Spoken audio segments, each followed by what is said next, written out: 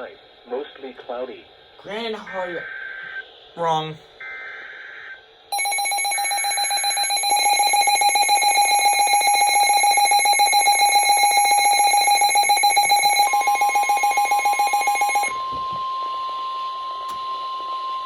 This is a statement from the National Weather Service.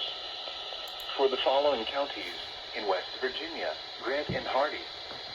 The National Weather Service in Sterling, Virginia has issued a flood warning for southeastern Grant County in eastern West Virginia, southwestern Hardy County in eastern West Virginia, until 9:15 p.m. Friday. At 3:14 p.m., Doppler radar indicated thunderstorms producing heavy rain which will cause flooding. 1 to 2 inches of rain has fallen, and an additional inch of rain is possible within the next hour.